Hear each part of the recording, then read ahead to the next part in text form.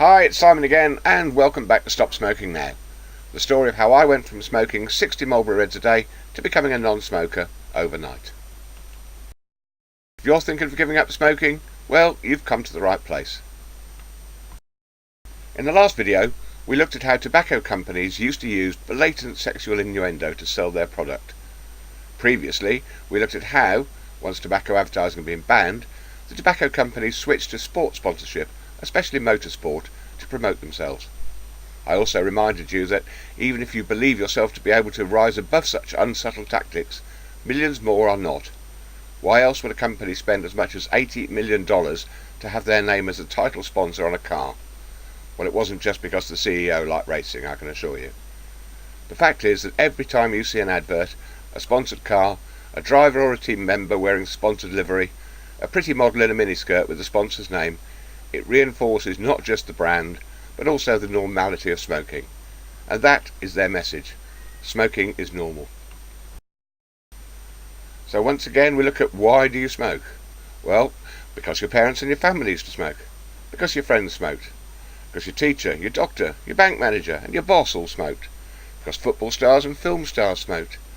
Because the tobacco companies brainwashed you into believing that it was cool to smoke. Because your Prime Minister or your President used to smoke. In fact, the current President of the USA still does smoke. Do you get it yet? Do you think these kids actually decided to smoke, or do you think they just copied their parents? How about these? Now, I know the girl on the right isn't actually smoking that cigarette, but she's definitely copied the pose from someone.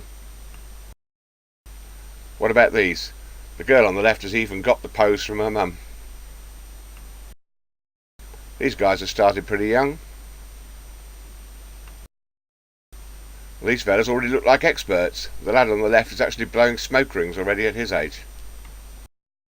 And inevitably we move on to the teenagers. Well, we've almost got you hooked by now.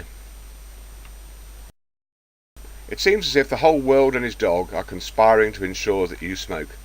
Whether it's your parents, your friends, your teachers, or the old enemy of the tobacco companies, everyone wants you to smoke. Everyone except the government, of course. Let us ignore the fact that a raft of prime ministers and presidents, etc., either do or used to smoke. Every government wants you to stop smoking. Health ministers are always saying so. They ban tobacco ads. They force tobacco companies to print health warnings on the packets. There are always smoking cessation initiatives at your local doctor's surgery.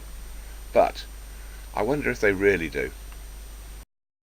In the fiscal year 2011-2012, sales of tobacco products in the UK netted the Exchequer, by way of duty and VAT, a total of £12.1 billion.